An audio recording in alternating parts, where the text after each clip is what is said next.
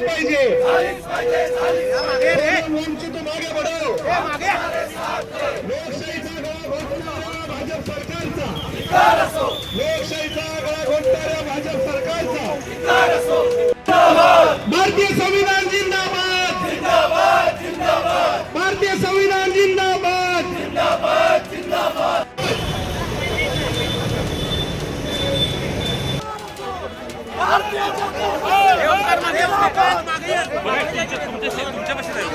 नरेंद्र मोदी मुर्दाबाद मुर्दाबाद नरेंद्र मोदी करनी होगी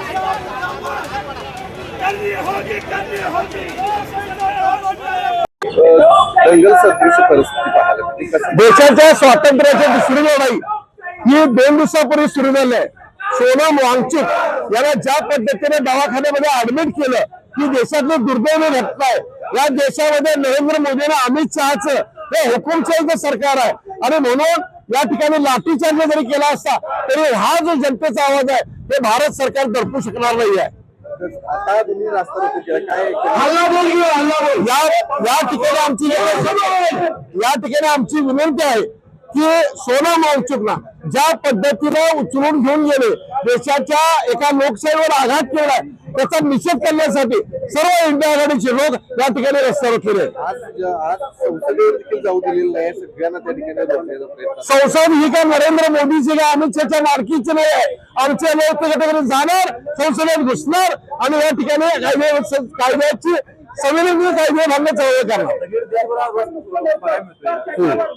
त्या देशामध्ये एक प्रकारची लाट आलेली आहे। देशामध्ये जी दडपशाही सुरू आहे त्या दडपशाहीचा आम्ही विरोध करतो।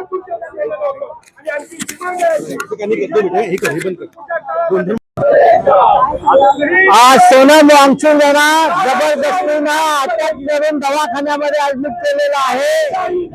त्याच्या विरोधामध्ये संपूर्ण देशभर युवकांचा असंतोष पसरलेला आहे। संविधानाचा गळा घोटण्याचं काम या नरेंद्र मोदी सरकारने केलेलं आहे आणि 22 लाख विद्यार्थ्यांच्या कुटुंबाच्या भवितव्याशी खेळण्याचा प्रयत्न हे सरकार करत आहे।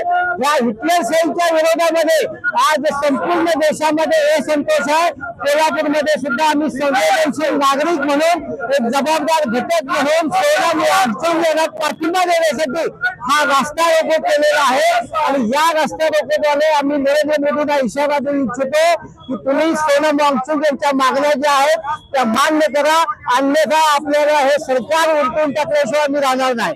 पद्धतीनं मोदी सरकारनं जी दडपशाही केलेली आहे आणि या दडपशाहीच्या विरोधात आज इंडिया आघाडीनं हे आंदोलन केलेलं आहे आणि आज जे 20 तारखेला जो संसदेवर मार्च आहे त्या मार्चला समर्थन म्हणून पाठिंबा म्हणून आम्ही आज या ठिकाणी जमलेलो आज शिवाजी विद्यापीठामध्ये सुद्धा आज कॅन्डल मार्च केलेला आहे। विद्यार्थ्यांनी मूक मोर्चा काढलेला आहे परंतु शिवाजी विद्यापीठाच्या प्रशासनानं आणि पोलीस प्रशासनानं त्यांची दडपशाही करण्याचा प्रयत्न केलेला आहे त्याचा सुद्धा आम्ही निषेध करतो। सर्व पद्धतीनं हे सरकार क्रूर कर्म तानाशाही पद्धतीने वागत आहे आणि विद्यार्थी युवकांना त्यांची दडपशाही करण्याचं काम हे सरकार करत आहे। या सरकारचा आम्ही निषेध करतो।